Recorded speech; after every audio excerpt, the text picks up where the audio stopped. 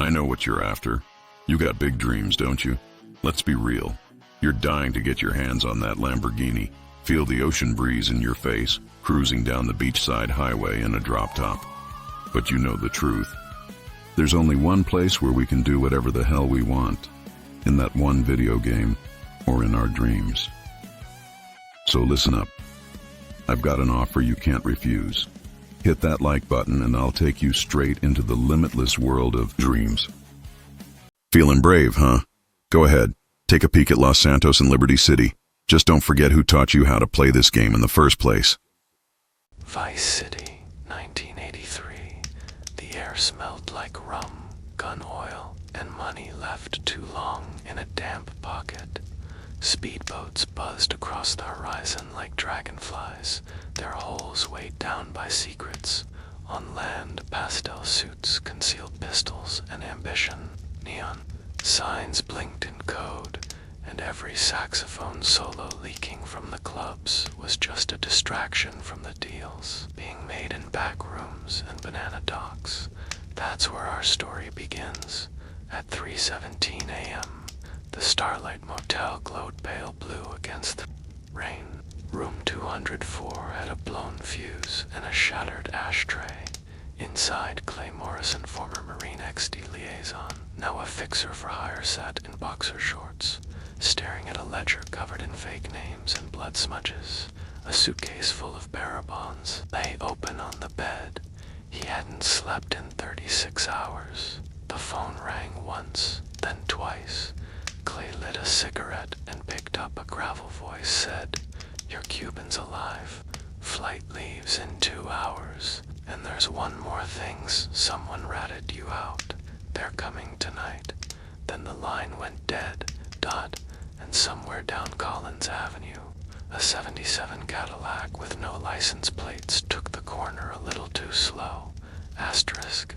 Clay Morrison sat in the lingering gloom of room 204, the harsh neon glow from the battered sign outside seeping through the threadbare curtains.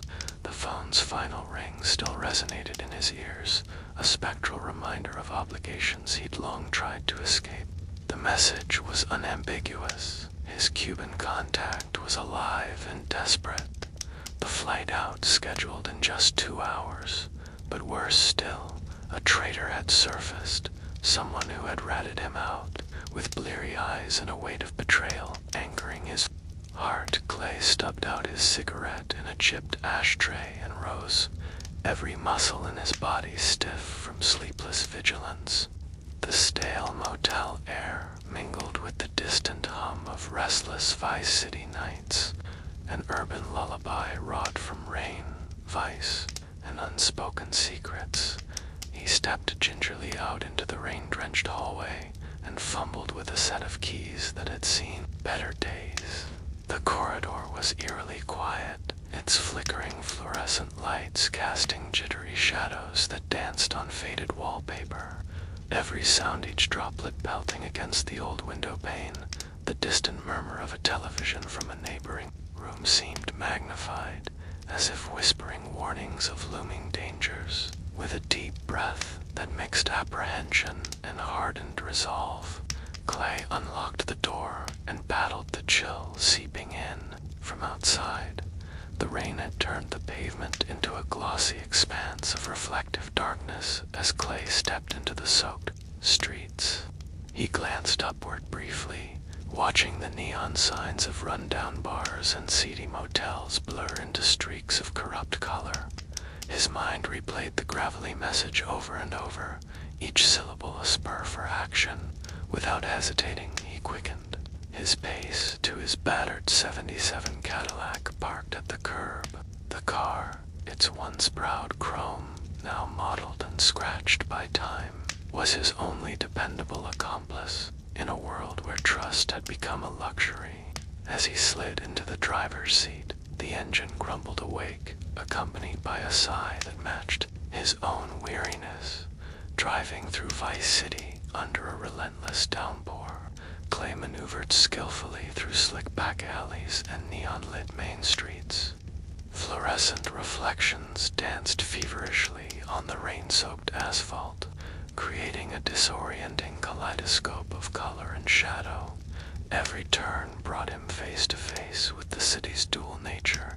Beneath the glitz and glamour, a seething undercurrent of betrayal and blood ode kept the night perpetually on edge. In his rearview mirror, the vague outline of a '77 Cadillac with no license plates moved with unnerving deliberation, silent omen that his enemies might be tracking him. His knuckles tightened around the steering wheel as he resolved to meet his Cuban contact without delay, even as his mind churned with suspicion about who the traitor might be. Turning onto Collins Avenue, a narrow, rain-shadowed street cluttered with run-down storefronts and shuttered diners, Clay recalled the times when trust was simpler, when alliances were forged over greasy diner breakfasts and whispered deals in smoke-filled back rooms. Now every face in the neon crowd held the potential mask of deception in the reflective sheen of his windshield. He could almost see the ghost of his former self, a young man who had once believed in loyalty above all else. Now that ideal had been shattered by countless betrayals, leaving behind a hardened shell driven solely by a need to survive and reclaim the honor stolen from him. After a few tense minutes behind the wheel, Clay pulled up in front of a modest building whose flickering open sign barely pierced the darkness. This was the Crossroads Diner, a relic of better times and a known haunt for those who trafficked in information. Rain drummed against the large glass windows as he stepped out, the damp night wrapping him in its suffocating embrace. Inside, the low murmur of conversation was punctuated by the clink of cutlery and the soft reggae hum seeping from an old jukebox in the corner. In the back booth, under the red glare of a neon beer sign, sat Elena, waitress turned informant, who, savvy about the city's undercurrents, had saved his skin more times than he cared to count. Her eyes met his with a mix of sympathy and urgency. Without a word, Clay slid into the booth opposite her. The air was thick with the tangs of grease and spilled coffee. He leaned forward, his voice low, carrying the weight of the night's revelations. "Alina, I got my message. The Cuban is alive and the clock's ticking. But more than that, someone's been talking. I don't know who, but they've put a target on my back." Elena's gaze flickered with concern as she reached for her notepad, scribbling in shorthand that only those born in Vice City could decipher. "Listen, Clay," she murmured in a hushed tone. "I've heard rumors spilling around the docks. They say a familiar face turned snake, colluding with the Colombians. No one trusts anything anymore. You need to get to the safe house now." Her tone was a blend of caution and desperation, each word weighted with the gravity of the city's treacherous pulse. Leaving the din of the diner behind, Clay sliced through the wet streets in his Cadillac, the engine's low hum merging with the pitter-patter of rain. Every intersection was a crossroads of possibility and peril. As he neared the industrial district, the towering silhouettes of abandoned warehouses loomed like monoliths guarding forgotten secrets. An unmarked building on the outskirts, its walls scarred by decades of neglect, had been repurposed by those who operated beneath the Rayara safe house, a sanctuary for fugitives and renegades. The address, memorized long ago, was burned into Clay's mind like a talisman of necessity. With calculated decisiveness, he veered into a narrow side street flanked by graffiti-splattered masonry and discarded dreams. The safe house came into view, a weathered structure with broken windows and rusted metal grates. Its door hung slightly, ajar, as though inviting him in to reveal the secrets housed within. Clay parked and stepped out, his wet footsteps echoing softly on the cracked pavement. Rainwater pooled in nearby gutters as he approached the entrance, alert for any signs of ambush. The interior was dim and musty, the air heavy with the scent of mildew and old paper. In the far corner, under the sporadic glow of a faulting light, stood a man whose stooped posture and wary eyes betrayed a life spent on the edge. This was Ricardo, the Cuban contact he'd been waiting for, a man whose accent was as thick as the humidity in the room, and whose eyes burned with both relief and the weight of bad news. "It's good to see you, Clay," Ricardo rasped, extending a tremulous hand. "I thought the river had claimed you long ago." The two men exchanged a brief nod, an unspoken acknowledgement of shared dangers and decades of struggle. They settled onto a pair of mismatched chairs, the silence between them laden with unvoiced questions. Ricardo leaned forward, his voice dropping to a conspiratorial whisper. "They know your movements. The traitor someone I once trusted has been feeding our enemies. The Colombians know everything, and worse, some of our own men are compromised. We have to move. The flight leaves in 2 hours, and if we don't get moving now, they'll be here before the sun rises." Clay's mind raced as he absorbed the gravity of Ricardo's words. Each sentence was heavy with betrayal and impending danger. A bead of rainwater trickled down his temple as he gathered his thoughts, the distant hum of the city outside merging with the steady drip of water from a leaky pipe. "Ricardo, tell me everything," he said, his tone unyielding despite the surge of anger and sorrow that bubbled beneath the surface. "Who is it? How deep does this run?" Ricardo hesitated only a moment before leaning in so close that the warmth of his breath mingled with Clay's. "I don't have a name," only whispers a man who preferred shadows over loyalty. "But I have reason to believe he's been working with our rivals, setting us up for a fall. Agents, smugglers, even some of our trusted contacts, they've all been co-opted.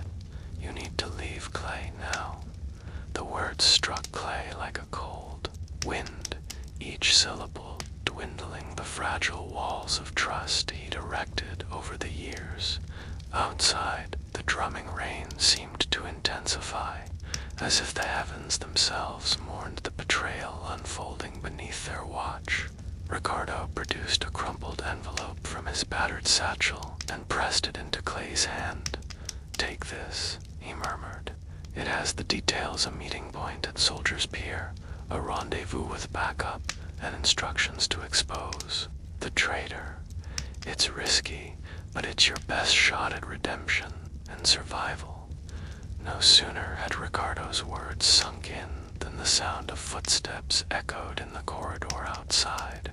Clay's pulse quickened as he exchanged a tense glance with his contact. The safe house, once a refuge, now felt like a snare tightening around him. Whispers of stealthy movements grazed the edges of his awareness. "We're running out of time," he said, slipping the envelope into the inner pocket of his worn leather jacket. "They're coming whether we like it or not." With that, both men hurried quietly toward the back exit, each step measured and deliberate as the ominous clatter of approaching danger grew louder. They burst into a narrow alley, the rain now a relentless torrent washing away any trace of caution. Shadows moved with sinister intent as Clay and Ricardo pressed through the maze of back streets. The alley was a jagged corridor of dumpsters, fire escapes, and dripping fire hydrants, the urban veins through which Vice City spilled its darkest secrets. Every echo of their hurried footsteps was a reminder of the precarious tightrope they now trod. In the distance, the low whir of a motorcycle engine rumbled, mingling with the cacophony of the storm, a sound that hinted at lurking adversaries, drawn by the scent of opportunity and treachery alike. Through the glistening night, as neon lights flickered sporadically from the facades of rundown buildings, Clay's senses sharpened. He recalled every confrontation, every narrow escape from the clutches of those who sought to control this city's crooked heart. to expose the knife in his back and reclaim what was stolen. The safe house was but a temporary haven, a brief respite in a relentless storm of danger and deceit. As they reached the end of the alley, an old pickup truck, its paint peeled and engine idling, softly waited like a silent accomplice. Clay jumped in with practiced urgency, tossing a heavy duffel bag onto the passenger seat before the truck lurched forward into the wet labyrinth of Vice City's backroads that mirrored the broken cityscape, each flash of neon and shard of glass a testament to lives lived on the razor's edge. The truck's interior carried the faint odor of engine oil and stale cigarette smoke, a familiar scent that reminded Clay of long nights spent planning escapes and calculating risks. In the dim light of the cab, the muted sound of a radio playing an old rock ballad underscored the tension. Clay's eyes darted between the darkened windshield and the envelope clutched tightly in his hand of corruption and put an end to the betrayal that had imperiled his life. Every mile he put between himself and the Crossroads diner felt like a small victory against the swirling chaos behind him, yet the lurking threat in every shadow told him that the danger was far from over. The rain had lessened to a steady drizzle. By the time the pickup skidded to a stop before a forgotten warehouse quartered by rust, boarded-up windows, and silence that was as ominous as a predator lying in wait, Clay and Ricardo exchanged a glance, the unspoken agreement that there was no time for second thoughts. With the urgency of a man on the run, Clay snatched the duffel bag and the envelope. Every muscle tensed as he led Ricardo through the narrow doorway into a vast, empty space that reeked of decay and disuse. Above them, a single flickering light bulb lent an otherworldly glow to crumbling walls covered in layers of grime and graffiti, testament to the years of neglect that had engulfed this forgotten corner of the city. In the cavernous silence of the warehouse, Clay spread out the envelope's contents on a dusty table, his eyes scanning hastily scribbled notes, maps, and meeting times. And rival gangs began to echo, a grim reminder that every moment of delay could be fatal. Clay's mind raced as he pieced together the clues. There were names, routes, and coded messages that pointed to a rendezvous on Soldiers Pier, a place where the real betrayal would be laid bare. Amid the assortment of documents, one item in particular made his blood run cold, a photograph of a familiar face, half obscured in shadow, wearing a smile that now seemed more sinister than reassuring. The traitor was not some faceless enemy, was someone he had once trusted implicitly. Every word and detail in that envelope steeled his resolve. Clay's determination crystallized into a singular focus, to build with the finality of a man who had nothing left to lose. He pocketed the critical documents and took one last look around the deserted warehouse. The storm outside had tapered off into a low murmur, and the murky sky hinted at the coming of dawn, a new beginning that might either grant him escape or mark his demise. Thus, as the first faint rays of light began to creep over the horizon, Clay Morrison tightened his grip on the wheel of his pickup truck and drove off into the awakening night. Each turn of the tires carried him farther from the betrayal and closer to the promised escape at Soldiers Pier, the dark labyrinth of Vice City, with its shimmering puddles of neon and malefic whispers, receded behind him as did the ghosts of his past missteps and losses. Ahead lay a perilous path, one paved with uncertainty and the imminent threat of confrontation, yet forged by his unwavering will to survive and to reclaim his honor.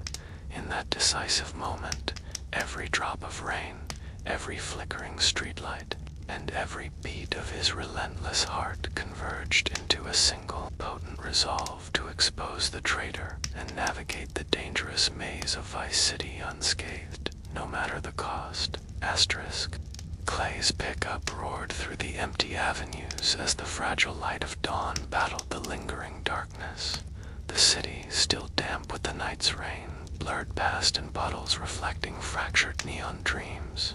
Every rumble of the engine met Clay's pounding thoughts a tangled web of betrayal, loss, and a burning need to reclaim his honor.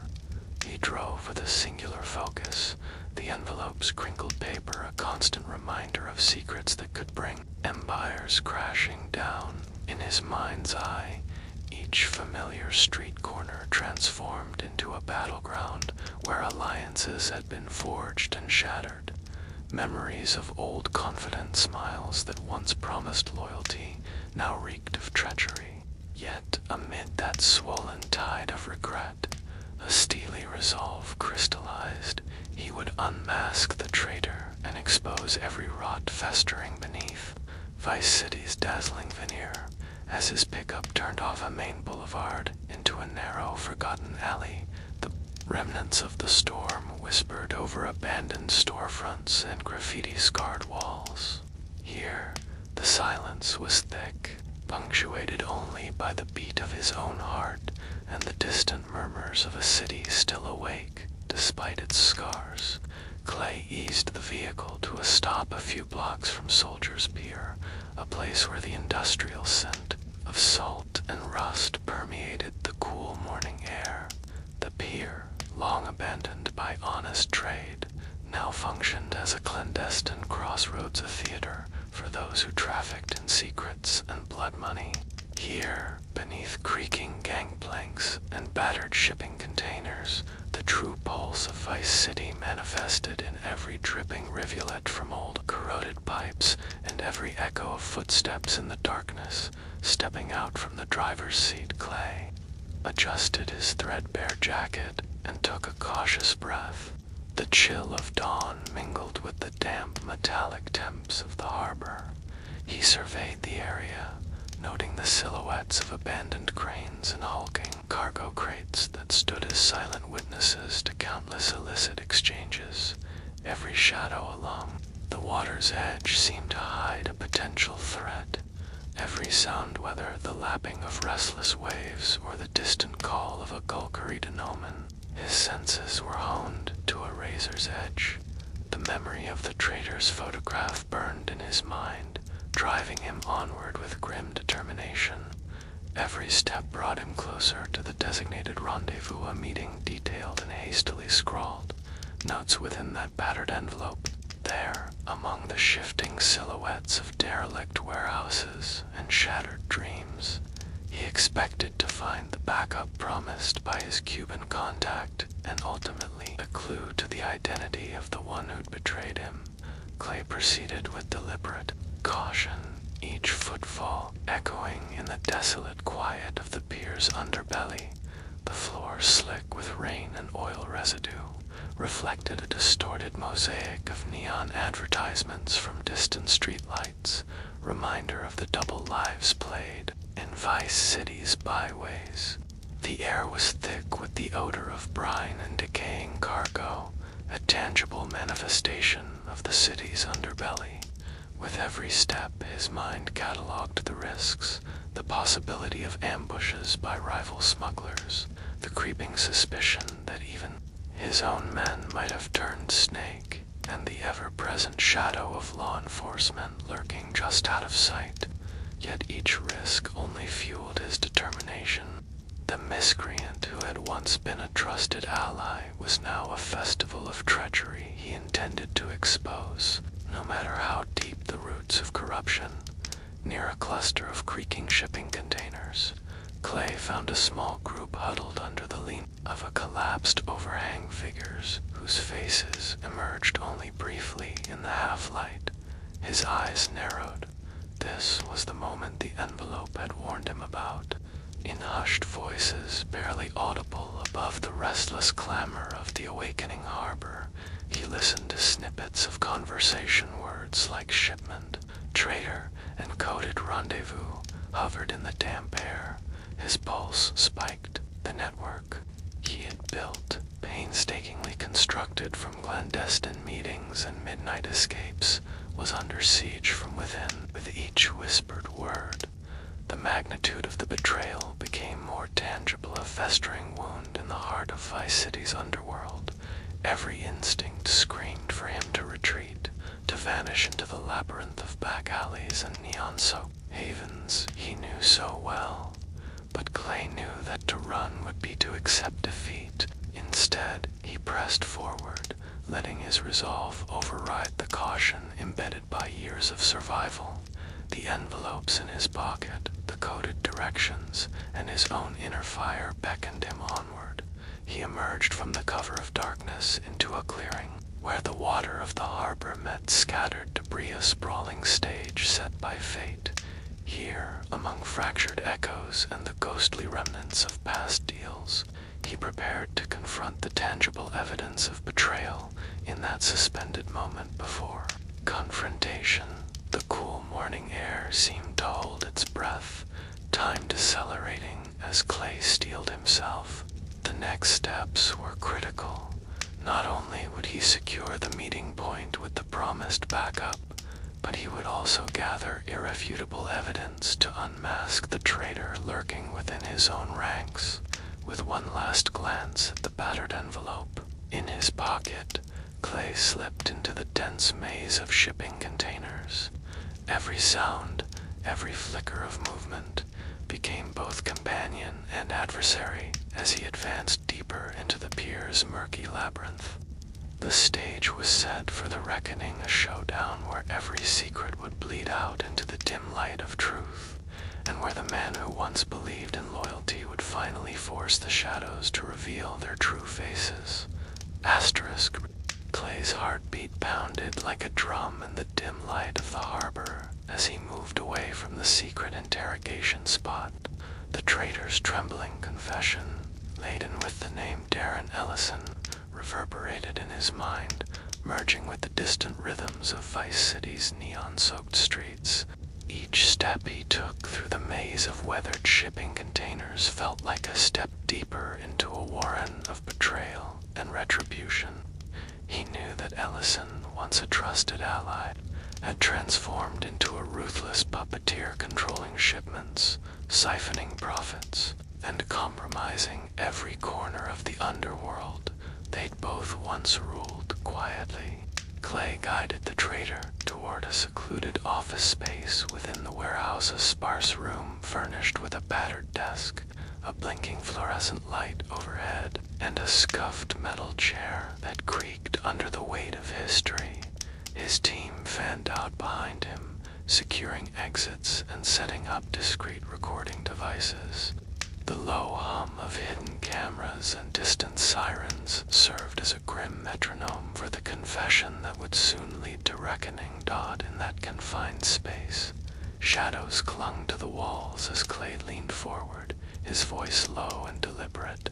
"Start from the beginning," he ordered, eyes fixed on the traitor's downturned gaze. "Tell me how Ellison pulled this off."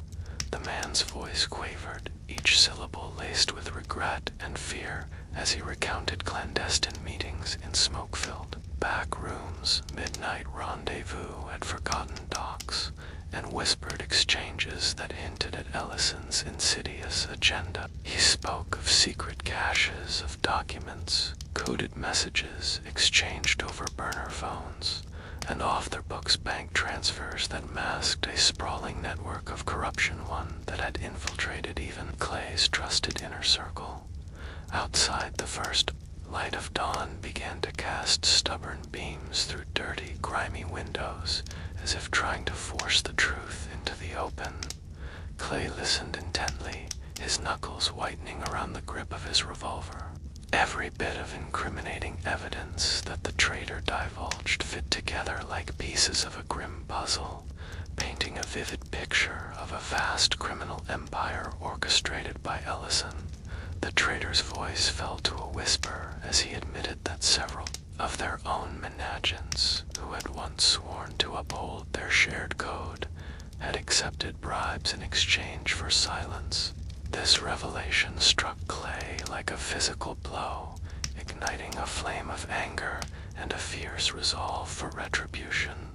With each new detail, Clay's mind raced through the implications, the names of co-conspirators, secret rendezvous points hidden behind coded addresses, and the monetary trails leading directly to Ellison's coffers. His team painstakingly documented every word, uploading recordings silently to Miranda, who was already feverishly cross-referencing the traitor's revelations.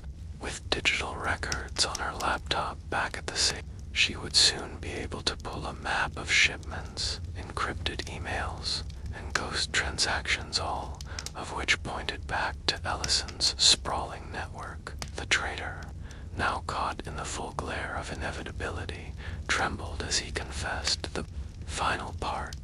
He planned to dismantle everything: our alliance, our trust, so he could assume total control. I was forced into it, Clay. I never wanted this, but when they threatened my family, I had no choice. The words hung in the stale air, mingling with the metallic temps of imminent rain and rust. Clay's eyes narrowed as he absorbed the painful truth.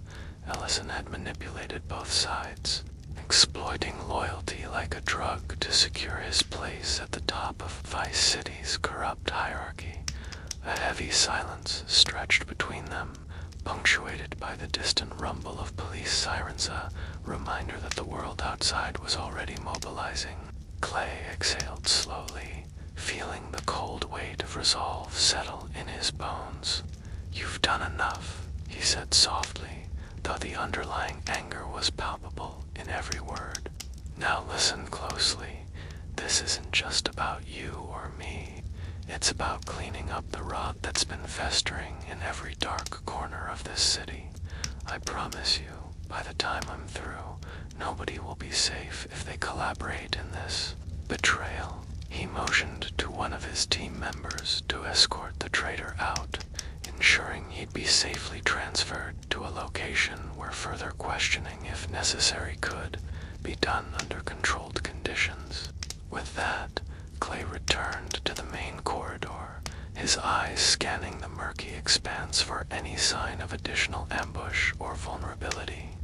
Every creak of metal, every rustle of discarded paper bore the potential threat of an enemy waiting to strike. Outside the warehouse, a grim group of Clay's trusted backup was gathering, a motley band of former street enforcers, ex-D operatives, and newly recruited allies hungry for justice. In hushed tones, they discussed the implications of the traitors, damning revelations, recalibrating their strategy, and reviewing the intel that Miranda had already begun decoding. The responsibility for dismantling Ellison's network now rested on Clay's shoulders, a burden he carried like a scar etched into his soul.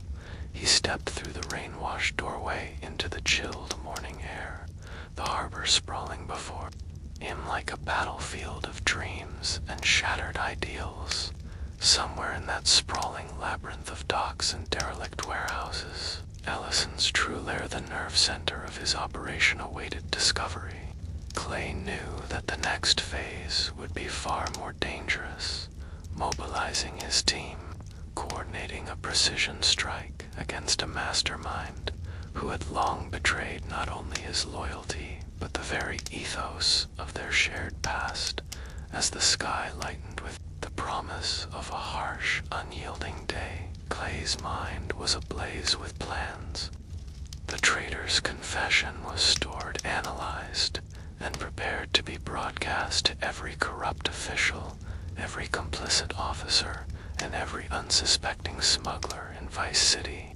In his mind, he etched the final promise: Darren Ellison will fall. It was a vow born of despair, forged in the fires of betrayal, and tempered by the hope that maybe, just maybe, redemption for all the sorrow wrought by deceit was still within reach. The air was thick with possibility, a volatile mix of fear, determination, and the scent of salt water and rust.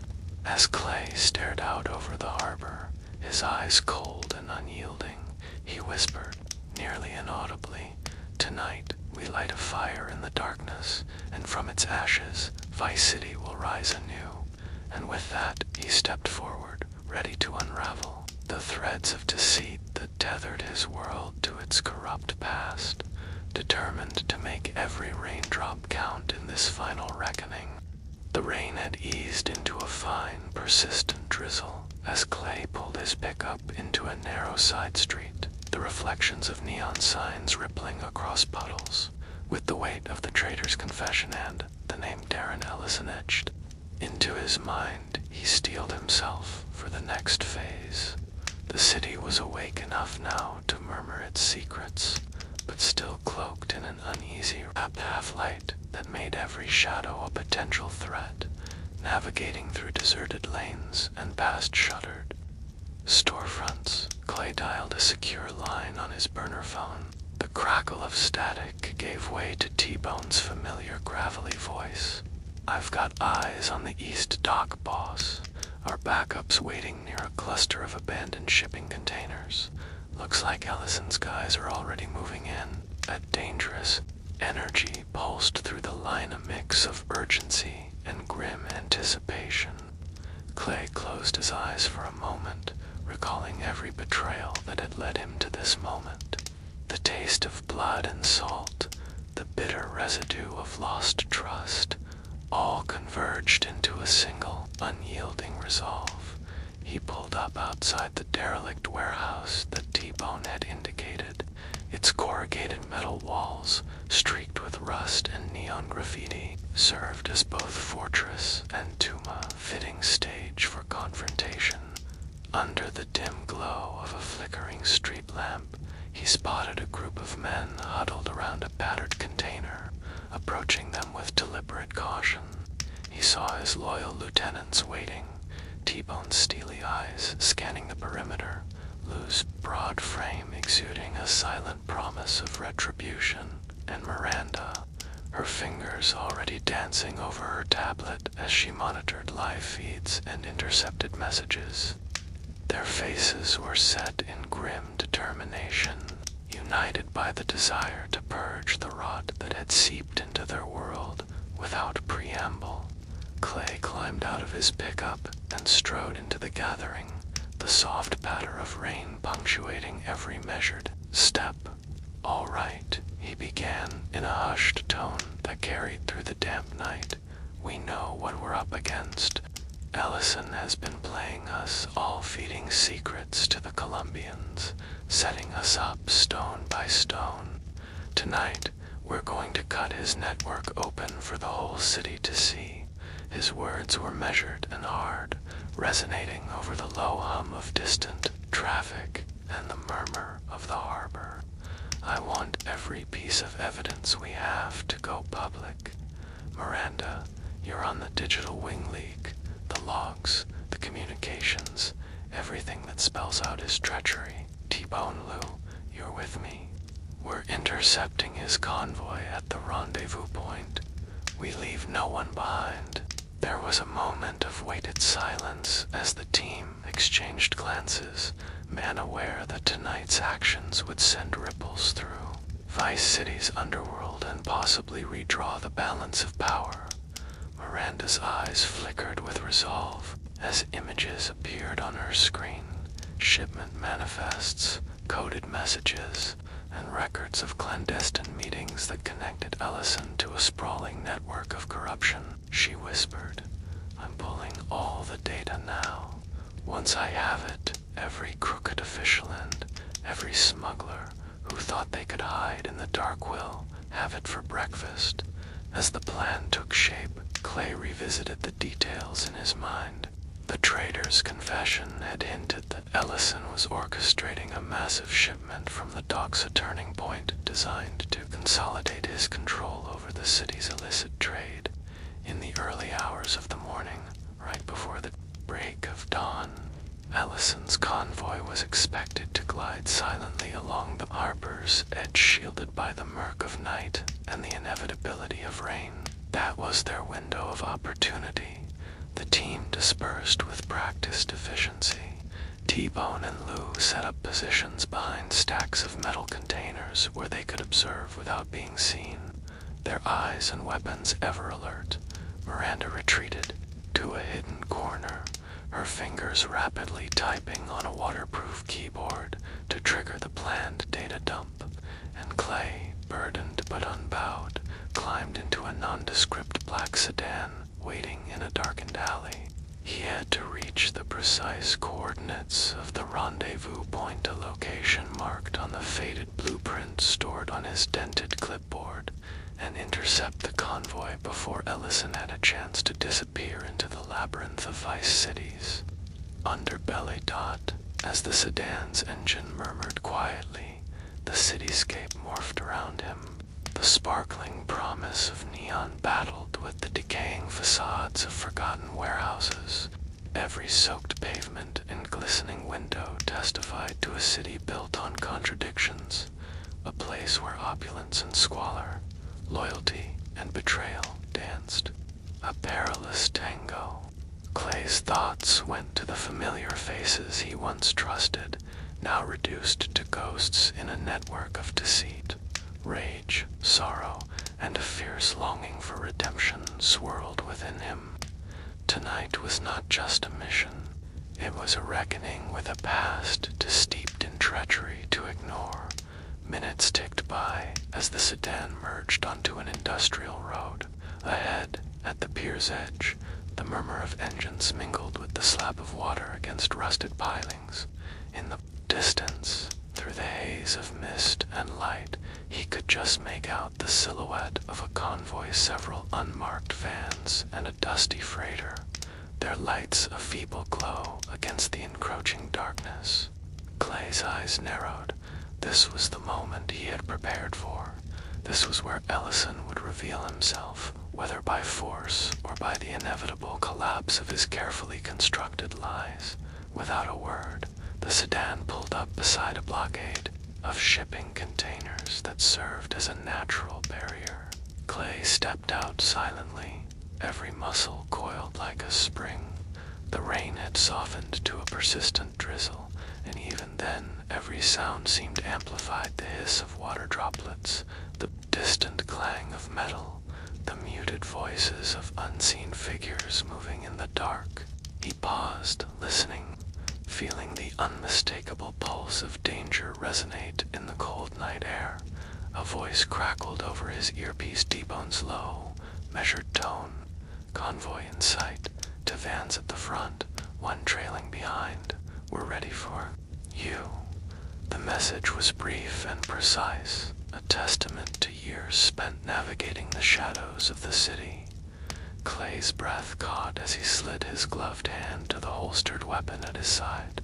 In that suspended moment, the betrayal that had once scorched his trust crystallized into a single, immutable truth. Darren Ellison had upset the natural order, and now the scales would tip back. Stepping into the darkness, Clay advanced steadily toward the convoy's looming presence. Behind him, his team maintained disciplined positions, every movement coordinated with unspoken precision. The headlights of Ellison's van sliced through the gloom as it crept along the pier, its driver unaware that fate had already been rewritten. Clay's pulse escalated. The time for whispered plans had ended. Now the city would bear witness to the reckoning of those who dared to poison its heart with treachery. In one swift, calculated burst of motion, Clay and his men emerged from the shadows. The first van screeched to a halt, its tires squealing against the wet concrete as T-Bone's sharpshooter took an aim from behind a container. With a crack, a bullet shattered the silence, sending the van into a lurching, uncontrolled spin. Lou's heavy footsteps echoed as he moved to secure the scene, his presence a silent promise of retribution.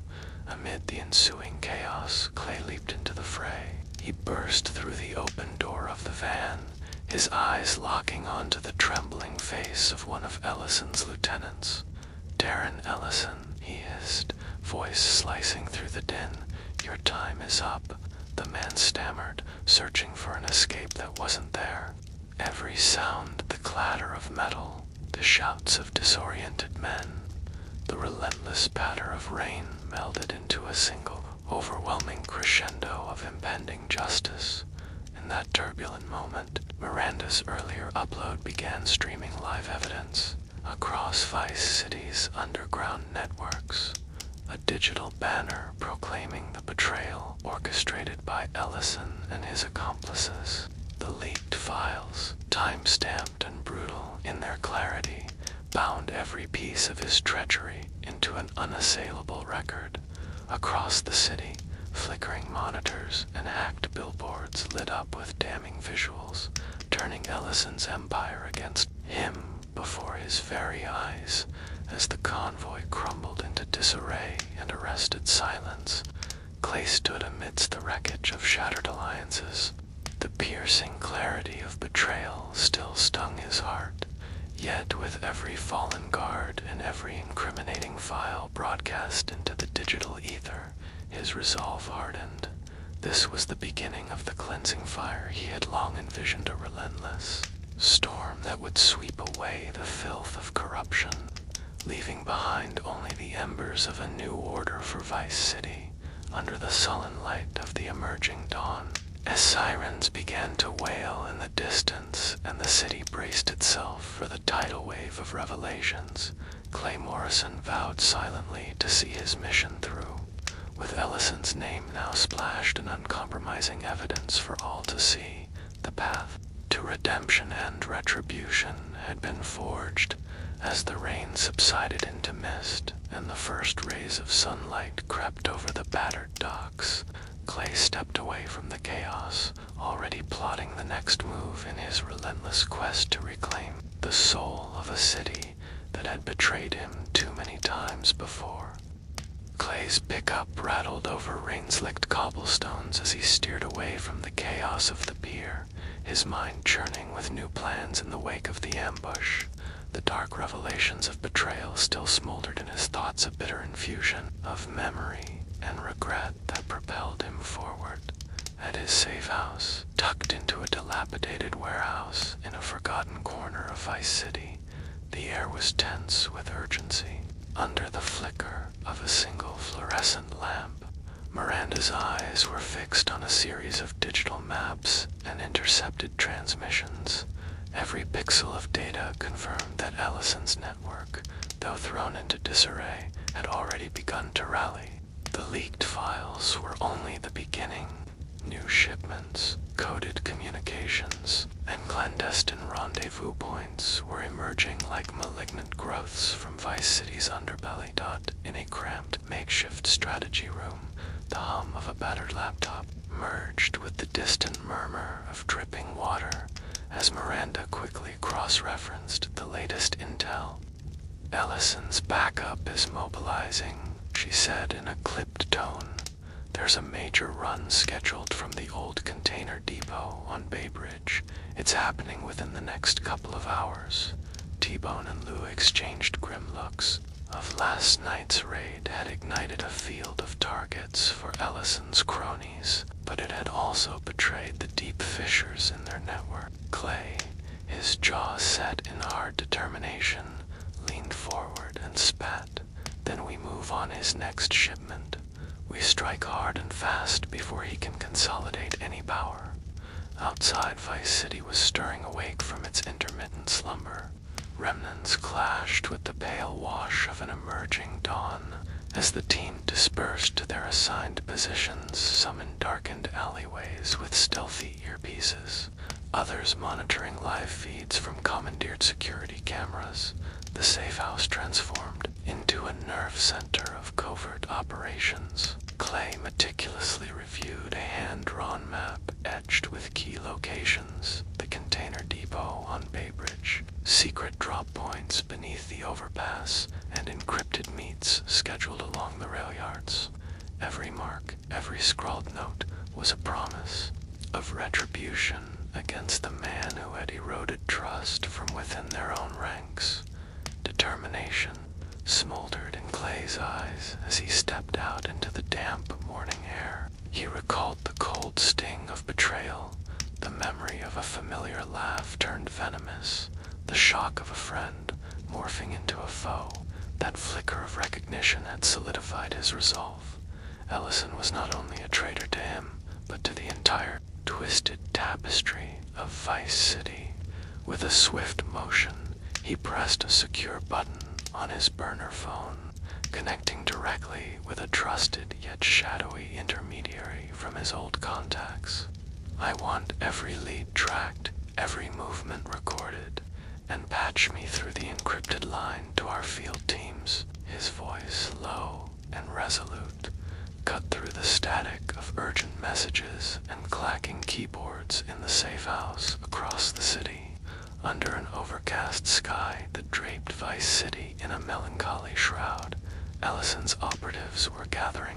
Underbelly of a derelict shipping yard near the waterfront, crates stacked haphazardly bore the unmistakable insignia of a clandestine operation.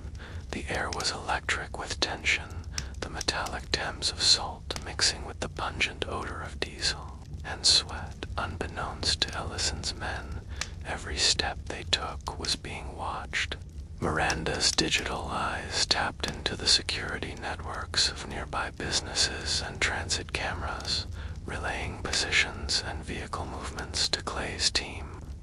The meticulous choreography of betrayal was now devolving into a counteroffensive, a calculated assault that would expose Ellison's crooked empire for all to see. Moments stretched as Clay's convoy, a black sedan with tinted windows and a predatory gleam, pulled up to a darkened loading bay near Bay Bridge. His heartbeat slowed to a measured cadence, each pulse a confirmation of the risks and rewards of this final strike. T-Bone and Lou, positioned strategically behind stacks of rusted containers, readied their weapons with silent precision. In the shadows, Miranda's voice cut through their earpieces. "Backup confirmed. You're green to engage."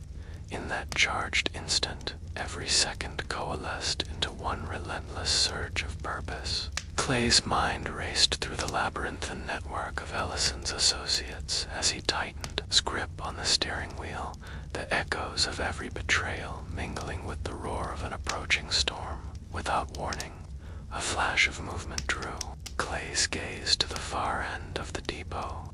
A convoy of unmarked vans, their headlights slicing through the gloom, began rolling into position for the shipment. Every instinct screamed that this was Ellison's carefully orchestrated maneuver to salvage control, to reassemble the shattered pieces of his empire. Clay tapped his earpiece once more. Engage now. In unison, the street erupted into a symphony of disciplined chaos. Gunfire cracked in the damp air as T-Bone's sharpshooters found their marks, each shot a punctuation in the unfolding reckoning. Lou's heavy footsteps pounded the pavement as his tactical unit surged forward, securing exits and neutralizing threats with swift, brutal efficiency. Every flash of a muzzle, every staccato burst of impact converged into a single, unstoppable force. Miranda's earlier data dump began to stream live into the public domain, her revelation of evidence cascading across local news outlets and underground networks alike.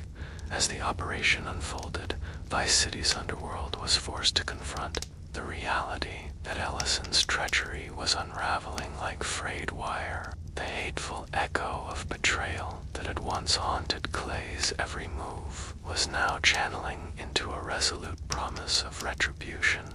Amid the cacophony of chaos, his voice rose above the din. This ends now. In the critical moments that followed, the coordinated assault pinned down the vans, their cargo left vulnerable to the full force of Clay's retribution. With each commandeered shipment and every detained operative, evidence mounted a damning collection of documents, recorded confessions, and digital fingerprints that would soon expose Ellison's network to a city that had long suffered under corruption. The battlefield, defined defined by rain-washed concrete and the acrid scent of burning diesel, became a stage upon which Vice City's long-hidden sins were finally brought into the unforgiving light of day.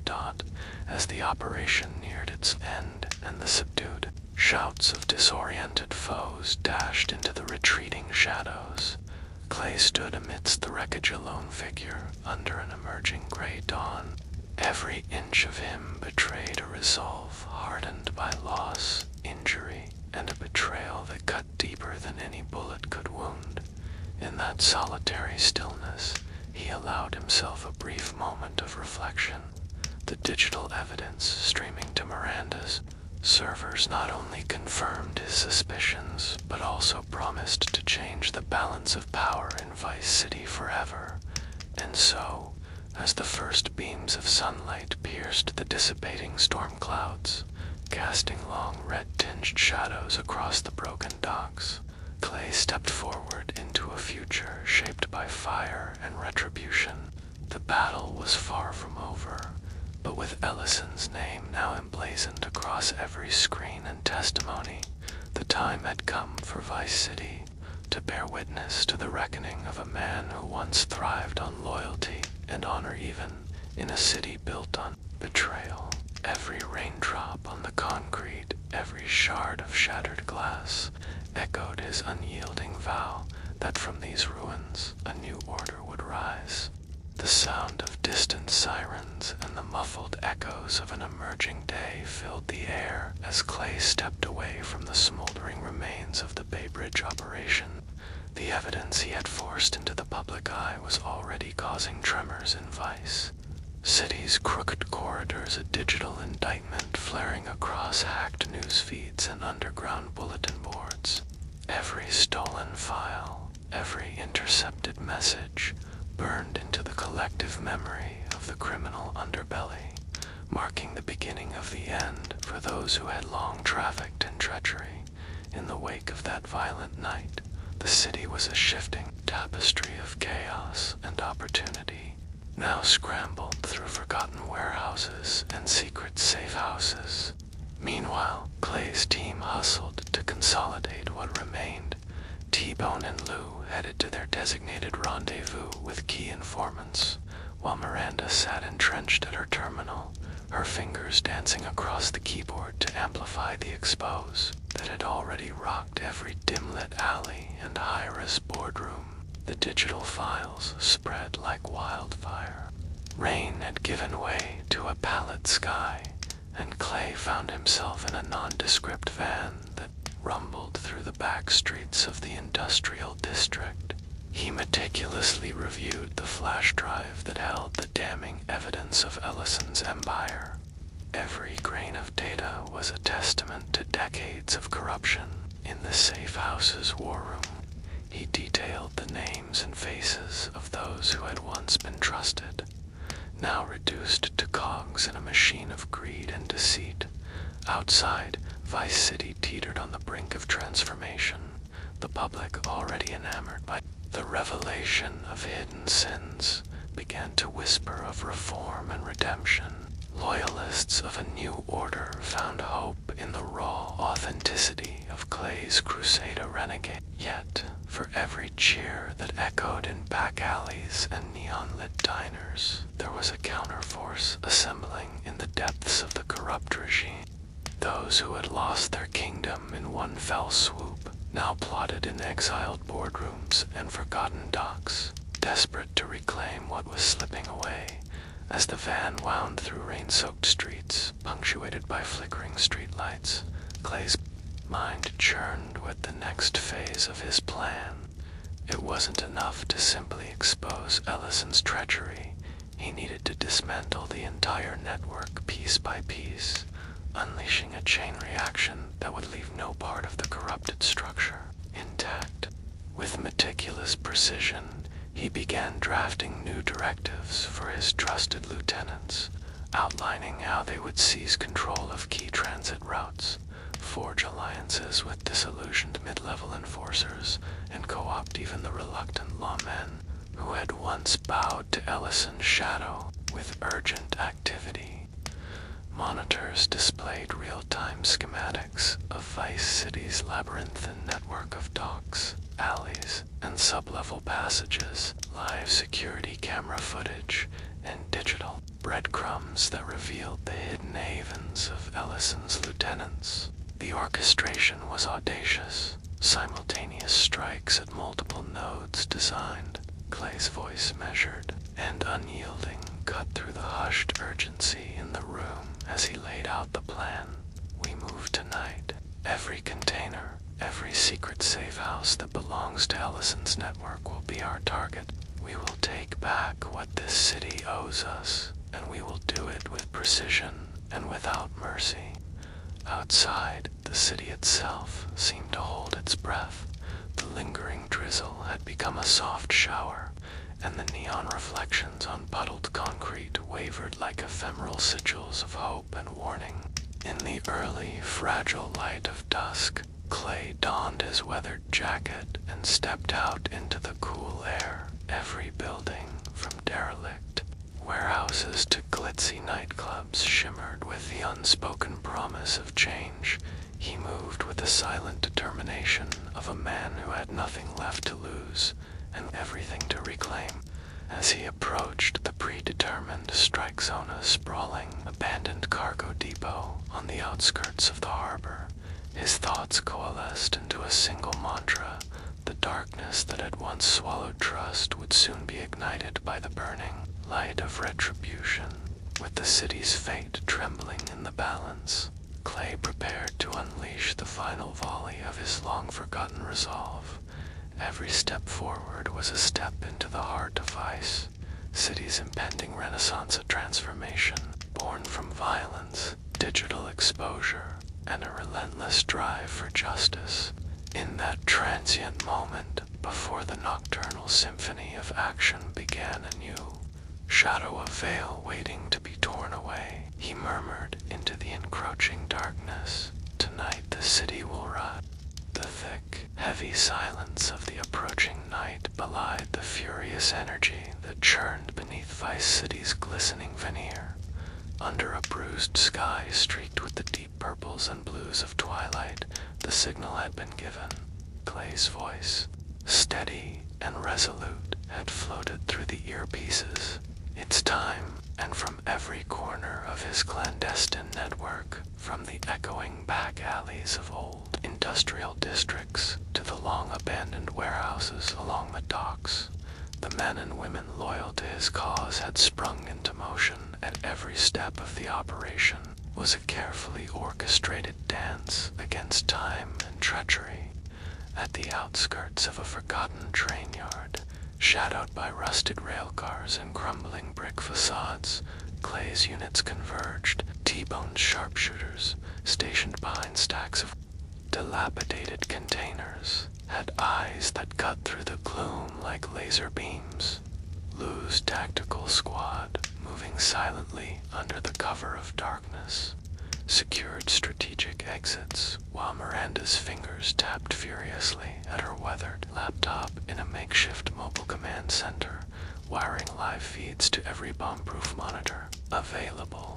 Amid the distant rumble of engines and the steely sigh of the approaching storm, every whisper of communication between the men was a promise of retribution. At the same time, a chorus of distant sirens and startled shouts punctuated the scene.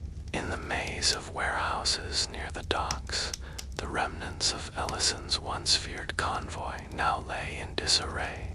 Fleeing figures darted between puddle-slick corridors, their panicked footsteps echoing off concrete walls that had long forgotten the sound of order. The digital evidence that Miranda had so painstakingly unleashed earlier was now broadcasting Ellison's crimes to every street corner club, every neon-lit diner, and every crooked official who had once turned a blind eye. In the wake of such relentless exposure, Ellison's network was collapsing like a house of cards in the rising wind. Clay moved like a wraith through the chaos, his eyes cold and calculating as they swept over the scene of shattered alliances and desperate resistance. his mind still resonating with the final haunting words of betrayal, now envisioned a future reformed by fire and certainty. He recalled the scream of a shuttered door, the cracking sound of a glass bottle underfoot, and the relentless drizzle that had become the soundtrack of his crusade. Every sound, every flicker of a street lamp against the wet pavement, fueled the spark of vengeance ignited in his heart. With practiced precision, Clay signaled his men to halt for a brief, critical moment in the din of uproar, then spoke into the quiet. Sweep the area. Secure every document, every last trace of their operation. I want names, dates, all of it. Tonight, we purge the rot and light a fire so fierce that the shadows will have no place to hide. His voice was a promise and a curse, carrying the weight of every soul betrayed and every honor lost. As Clay's lieutenants dispersed to execute his orders, the rain intensified, hammering the decaying concrete and washing away remnants of the night's carnage. Under that relentless downpour, Miranda's updates cascaded like digital torrents, a jigsaw of stolen records, intercepted calls, and explosive testimonies that painted a damning portrait of betrayal. Every leaked file, every time-stamped video clip was more than evidence. It was a declaration that vice and corruption had met their match. Across Vice City, the citizens who had long suffered in silence began to stir. They saw in the chaos not just retribution, but the potential for renewal. In the midst of that swirling tempest, Clay stepped outside the immediate fray, pausing on a battered dock that overlooked the harbor. The water, dark and reflective, carried whispers of promises and threats as it lapped against corroded pilings. He stood alone for a moment, the cold spray of the sea mingling with the heat of his determination. In that solitary instant, every flash of neon, every echo of gunfire, every murmur of broken trust coalesced within him as a silent vow. The traitor had been exposed, his name etched indelibly across every screen and whispered in every darkened alley. Now, Ellison's crumbling empire would serve as the foundation upon which a new order was built, one not defined by fear and deceit, but by the fierce, unyielding spirit of those who dared to believe in redemption even amidst despair. As the horizon slowly lightened with the impending birth of dawn, the sounds of clashing ideologies began to soften into the murmur of an awakening city. Right here, within the trembling pause between night and day, Clay felt the weight of his mission and the promise of a future reclaimed from the ashes of betrayal. With the digital evidence lighting up the public's conscience and his own teams poised to continue the purge, he stepped forward into the cool pre-dawn, each footstep a beat in the drum of revolution. Tonight, the city had witnessed the first act of reckoning. Tomorrow, Vice City would rise reborn from its own dark pulse, transformed by the relentless pursuit of justice carved from the scars of betrayal. And as Clay's silhouette melded with the dim light of a nascent dawn, his whispered vow echoed in every raindrop and every shadow. Tonight, the city will rise. Clay moved away from the battered dock into the hushed corridors of his safe house, his mind still echoing with the vow he had whispered to the dark. The early light of dawn had barely begun to bruise the horizon when he crossed the threshold of the derelict building that had served as his temporary command center. Inside, the faint blue glow of computer screens punctured the gloom as Miranda's fingers relentlessly tapped out updates.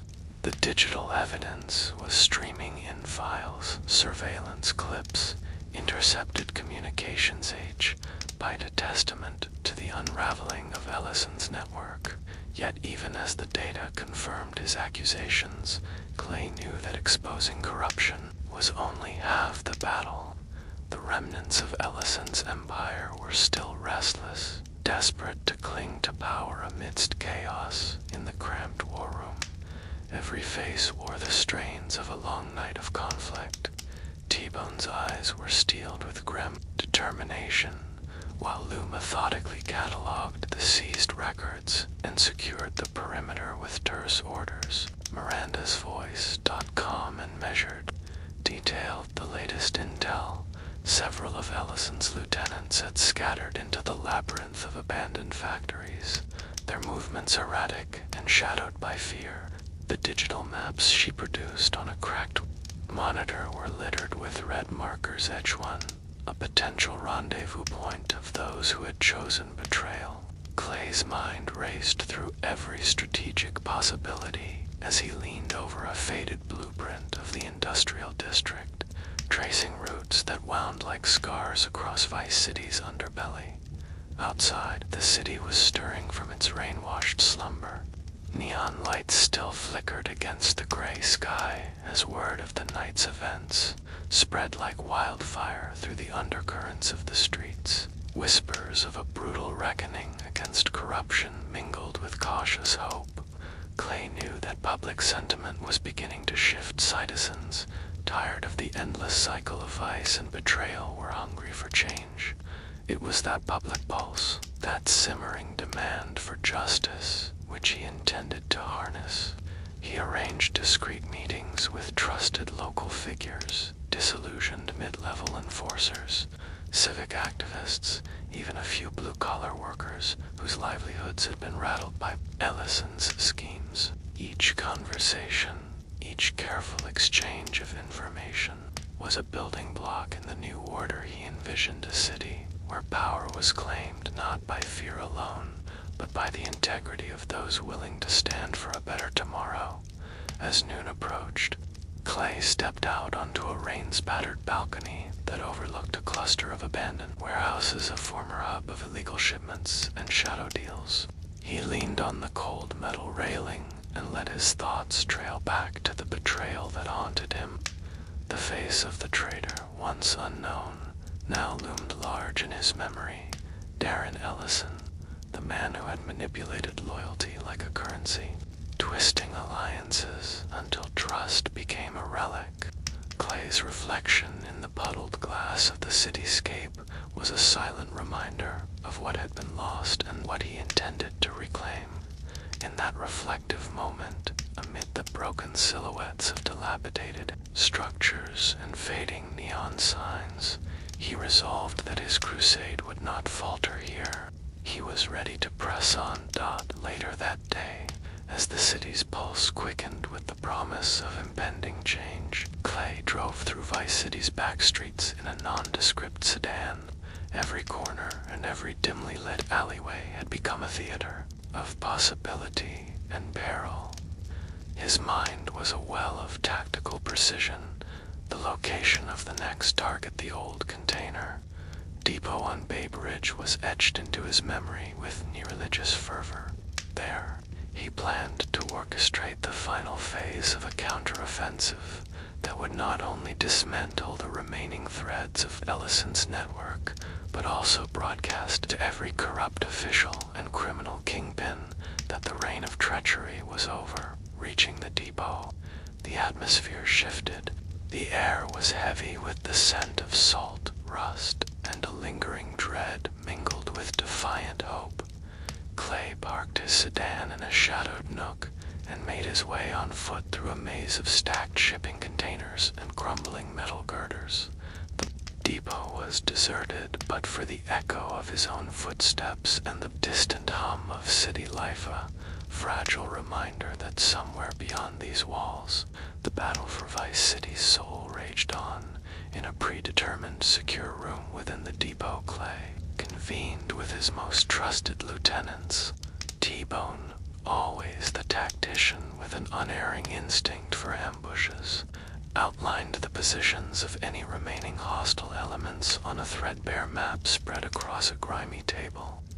Lou updated everyone on the status of reinforcements, local informants who had pledged to assist him. Disillusioned by Ellison's downfall, Miranda relayed live feeds from the digital front, her steady tone underscoring the urgency of their mission. The plan was meticulous: secure the depot, capture any stragglers of Ellison's faction, and retrieve every shred of evidence to fortify a case so damning that even the most entrenched corruption would crumble under its weight. With the plan set, Clay stepped into the chill of the afternoon, his eyes scanning the depot's grim corridors. Every shadow was a potential threat, every creak of metal a possible ambush. Yet the insurgent air of defiance that had characterized the previous night now permeated the scene. His team moved in synchronized precision, clearing rooms, securing documents, and escorting surrendering operatives to secure holding areas. Dog tags clinked, and the soft murmur of whispered confessions filled the air, a litany of names, deals, and betrayals that painted a comprehensive portrait of Ellison's sordid empire. As the operation progressed, Clay's resolve crystallized. Further, each captured operative, each recovered file, was a step toward redeeming the honor betrayed so many times. The digital evidence, now bolstered by tangible records and first-hand confessions, would soon be released to the public in a manner that could not be suppressed. Meanwhile, Vice City's denizens, those who had been too long subjugated by fear, began to murmur of a new era, fueled by the revelation that even the most deeply rooted corruption could be exposed. In the soft light of dusk, as the depot's chaos finally settled into an eerie quiet, Clay allowed himself a brief pause. Standing amid stacks of light rain and lingering fog, he touched the scar that had marred his hand in a previous skirmish, a physical testament to his ongoing battle. That scar, like every wound he had borne, was a reminder of the pain inflicted by betrayal and the power gained from overcoming it. With a deep breath that tasted of rain and determination, he stepped back to the command center, ready to initiate the next phase of his campaign, a broadcast of unassailable evidence that would ignite a firestorm of reform across Vice City. Every keystroke in Miranda's war room echoed with the promise of systemic change. Every intercepted communication now added momentum to a movement that had its roots in the darkest corners of the city, but aimed to reclaim its future. As night reclaimed the sky and the city's neon heartbeat pulsed with newfound urgency, Clay felt the weight of a destiny he could no longer ignore. Standing on the threshold of revolution, he whispered once more to the absorbing darkness, a vow to the city and to himself. For every betrayal, there will be a reckoning. Tonight, we forge a path to redemption. And with that, Clay moved toward the next stage of his relentless crusade, each step a defiant stride against the decay of old loyalties. Each breath a testament to the resilience of a man determined to reshape Vice City from the inside out. The digital storm had receded from the shattered screens of the war room, but its echoes still reverberated through every dark alley and empty warehouse in Vice City, with the evidence of Ellison's betrayal now a blazing indictment on every hacked billboard and underground forum. The city's ancient power structures trembled under the weight of sudden, uncompromising scrutiny. In those early hours before dawn, as the rain-soaked streets began to glisten with a tentative promise of renewal, Clay pressed forward with the grim determination of a man who had seen too much corruption and lost too many trusted souls. Every step he took belonged to the relentless pursuit of redemption, a mission that stretched far beyond the ruined container depots and abandoned industrial sites where the night's violent ferocity had laid bare the rot at the heart of his world. Now, amid the hushed murmur of a city awakening to rebellion, Clay moved like a shadow through the labyrinth of Vice City's forgotten corridors. In the safe house, he gathered with allies from every fractured quarter, disillusioned former officers, community organizers whose voices had long been stifled by fear, and reformed criminals determined to atone for their past transgressions. Over battered coffee cups and nutritious but hastily shared meals, they mapped out a revolution, not a vengeful purge by gunfire alone, but a fundamental reordering of a society that had once bowed beneath the boot of organized crime. At a deserted municipal building whose cracked facade bore faded murals of a more hopeful time, an impromptu assembly began to form. In a space lit by the uncertain glow of salvaged fluorescent tubes, representatives from every corner of the city, those who'd suffered, those who'd once indulged in the spoils of corruption, and even a few high-ranking officials whose consciences had begun to stir, gathered to witness the unveiling of undeniable proof. On makeshift screens constructed from repurposed panels, Miranda's tireless efforts swept across with the raw evidence of bribery, illicit shipments, and covert meetings that had made Ellison a king in a kingdom of lies. The shock in the eyes of many slowly shifted to a hardened resolve. Where despair had reigned for too long, hope now seeped into the widening cracks of Vice City's worn foundations. Outside that gathering, the ripple effect was unmistakable. In seedy back rooms and smoky diners, conversations buzzed with talk of change, while groups of disaffected citizens, some armed only with their determination, others with whatever makeshift weaponry they could scavenge, organized themselves into neighborhood watch groups. Even those who had once trafficked in secrecy now found themselves facing a metamorphosis. As the tide of public sentiment surged irreversibly, the city itself seemed to pulse with the first genuine promises of reform. The corrupt alliances were fracturing, and the empty corridors of power began to echo with the clamor for accountability. Emboldened by this collective uprising, Clay emerged as the silent, resolute figure who had sparked the inevitable transformation. Every dark street corner narrated its own story of pain and repression, yet now those same avenues became canvases for future hope. He moved amidst the chaos with unwavering focus. In clandestine meetings, letters were distributed with plans for rebuilding the battered infrastructure of trust or reordering of systems where every stolen file, every recorded confession became a pledge toward transparency. His strategy was precise: to dismantle Ellison's crumbling network piece by piece, to reclaim every lost bite of information, and to reinstate a system of power rooted not in fear and treachery, but in the hard-earned truth of collective justice.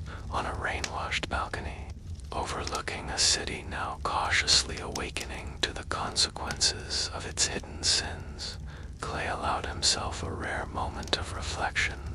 The early sunlight, diffused through lingering clouds, painted soft hues on the broken glass and graffitied walls.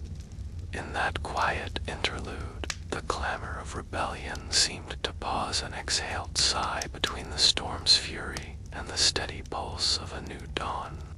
Every raindrop that had once mirrored the tears of betrayal now glistened as a promise of rebirth. Every shadow, once a haven for deceit, was being wiped clean by the resolute light of truth. As the city's heartbeat gradually steadied into a rhythm of cautious optimism and defiant insistence on justice, Clay stepped back into the fray. The path ahead was fraught with uncertainty and danger, but it was also illuminated by the uncompromising conviction of those who had dared to reclaim their destiny. In that charged atmosphere, where every whispered secret and every defiant act built a framework for a fairer tomorrow, Clay realized that this was only the beginning.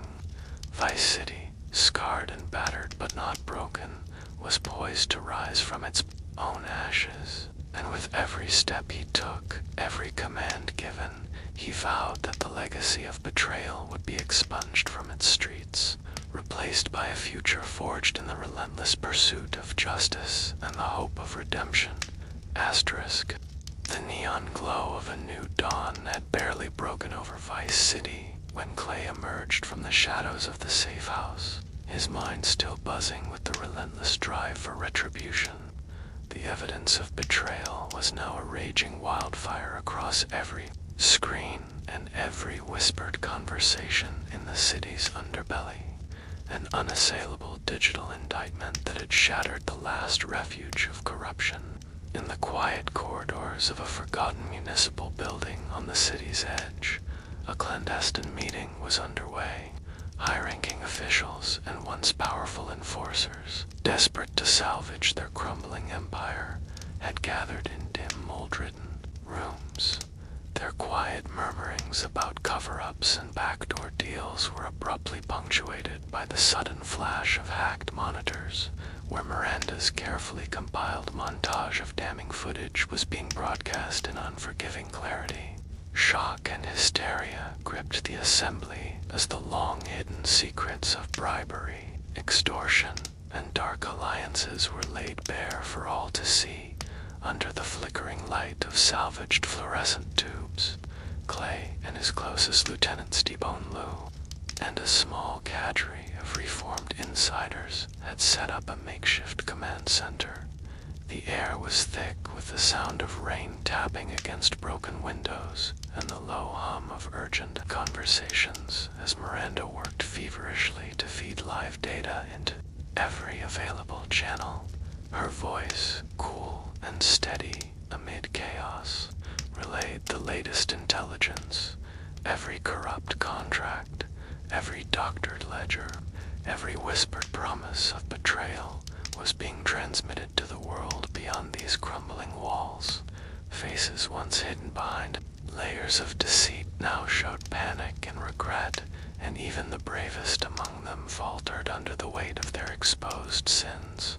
In that charged moment, every soul present realized that their carefully cultivated kingdom of vice and maneuvering would fall like a house of cards under the relentless pressure of truth. Outside, the city was awakening to a reality they had long feared. Ordinary citizens, long prey to a system built on exploitation and hidden deals, found new courage amid the revelations. Mobile phones buzzed with live updates. Alleyways, once silent witnesses to clandestine transactions, now echoed with the voices of those demanding reform. Amid this uncertain fervor, Clay moved like a wraith along rain-slicked corridors, his eyes ablaze with the promise of a reformed future. The bitter taste of betrayal gave way to a fierce determination, not merely to punish, but to rebuild a future where the scars of corruption were replaced by the sturdy pillars of accountability and hope. That evening, as the pale light of dawn transformed into the harsh brightness of day, Clay prepared his next move with meticulous precision. Intelligence had confirmed that a final gathering of the remaining corrupted elite was scheduled to take place in an abandoned council chamber, a meeting meant to coordinate the remnants of Ellison's network and restore their failing control. Under the cover of a fading twilight, he gathered his most trusted allies and made his way to the desolate building. Every step was measured, each footfall resonating on cracked concrete alongside memories of shattered trust and the countless sacrifices made in the name of justice. In the desolate halls of that forsaken structure, where time had left its scars on every wall and every dimly lit corridor, Clay and his team set up hidden cameras and covert microphones, a silent promise that no word of foul conspiracy would be lost. Inside the circle of conspirators, the atmosphere shifted palpably. The officials who had long manipulated Vice City from behind closed doors began to realize that there was no longer any sanctuary from the relentless march of accountability. A heavy-set man in a stained suit opened his address with feigned assurance. only to be drowned out by the sudden synchronized eruption of live footage streaming across public channels. Shocked murmurs, gasps of disbelief, and the palpable beating of panic filled the room. In the ensuing chaos, as some fled into the labyrinthine network of secret tunnels and back alleys, while others attempted futile barricades, Clay himself pursued one notorious figure, a symbol of their treachery, into a side corridor. A terse, violent struggle ensued, punctuated by the clash of bare fists and the rasping cries of imminent defeat.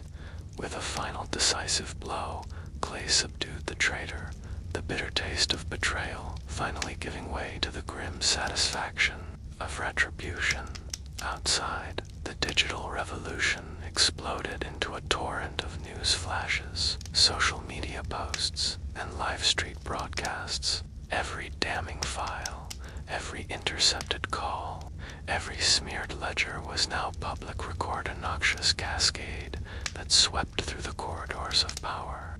As Vice City's downtrodden citizens rallied in newfound unity, grassroots groups emerged from the shadows to claim their long-denied voices. Neighborhoods previously run by fear began to organize community councils and neighborhood watches, determined to rebuild trust not on the ruins of corruption, but on a foundation of transparency and collective resolve. In the softening rain of an early afternoon, Clay stood on a crumbling balcony overlooking the cityscape, a grid of flickering neon and reclaimed hope. The storm had scrubbed the streets clean of old sins, and every glistening pavement, every reflective window, bore witness to the fragile promise of renewal. As he surveyed the subtle yet unmistakable stir of change among the masses, he allowed himself a brief moment of introspection, a flicker of vulnerability beneath the hardened exterior. Every scar, every drop of blood and rain had led him to this singular, transformative point. Here, in the quiet after the storm of revelation, he silently vowed that the era of treachery would soon be replaced by an uprising of justice, that Vice City would no longer be defined by the rampant exploitation of its underbelly, but by the strength and unity of its reborn citizens. With the evidence of corruption now a beacon of hope and a rallying cry for reform, Clay steeled himself for the battles that remained. There would be fierce opposition from those desperate to cling to the old order, but every whispered secret and every unsavory deal had set the stage for something far greater, a revolution, built not on the fleeting pleasures of vice, but on the unyielding quest for redemption. As the sunlight deepened into a resolute day, and the city stirred with the promise of change, Clay stepped forward into the unfolding future, every determined step a defiant testament that even the darkest betrayals could be transformed into the fuel for a brighter, more just tomorrow. The sun had begun its slow ascent over Vice City, its once murky skyline, now softening under the gentle spill of golden light, casting long shadows on streets that were just hours before steeped in chaos and fear. In the quiet aftermath of the uprising and acrid gunfire, the city had transformed into a place of tentative rebirth. Every shattered window and dismantled safe house, each neon sign sputtering back to life on rain-damp walls, spoke of a revolution of long overdue justice. Amid that fragile renewal, Clay walked the familiar streets as if for the very first time, his heavy steps measured against a city now pulsating with hope and hard-fought resolve. In the days following the operation, the air itself seemed a different, subtle mix of salt, fresh rain, and the scent of possibility. The damning evidence that had flooded every screen and every whispered conversation became the blueprint for radical change. Corrupt contracts were nullified, crooked alliances unraveled before the watchful eyes of a newly awakened public, and The power brokers who once ruled from shadowy boardrooms found themselves forced into transparency by the relentless march of truth. Grassroots assemblies sprang up in neighborhoods that had once trembled under fear. Ordinary citizens, fed up with exploitation and betrayal, took to community centers, block meetings on graffiti-stained porches, and city halls that now bore the brunt of public demand for accountability taught at the heart of it all. Clay had become more than a rogue fixer or a vengeful survivor. He was now the reluctant architect of a new order. Late in the stillness of early evening, he would often stand on a crumbling balcony overlooking the harbor, where the lapping of water against rusted pilings merged with the distant hum of street protests turned celebratory. Each face he saw in the gathering crowds, from the weary laborer whose eyes now gleamed with cautious optimism, to the young artist spray-painting murals of hope on forgotten walls, reminded him that even the deepest scars could heal with time and tenacity. His own hand, marred by old wounds and renewed by battle, told the tale of too many betrayals, yet also of the hard-won price of survival. In secret meetings underground and at rescheduled public forums, Clay and his inner circle T-Bone, Lou Miranda, and those few who had risked everything to topple a regime built on treachery had orchestrated a reformation that reached beyond simple retribution. They had restructured networks that once trafficked in vice into legitimate channels for community investment. What had begun as a mission to expose Darren Ellison's crumbling empire had now become an all-out campaign to cleanse the rot from every level of government and organized crime in Vice City. Expired contracts were replaced with new deals to rebuild lost trust. Corrupt officials were handcuffed by the very citizens they had once bullied, and media channels that had long turned a blind eye to injustice now blazed with stories of redemption and reformation. On the streets, the people were learning to speak a new language of defiance, tempered with hope. In alleys that had once echoed with the whispers of betrayal, neighbors gathered under newly painted signs proclaiming unity and justice.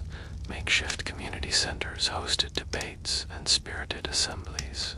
Old crimes so carefully buried by those in power were dragged into the light and laid bare as lessons not to be repeated.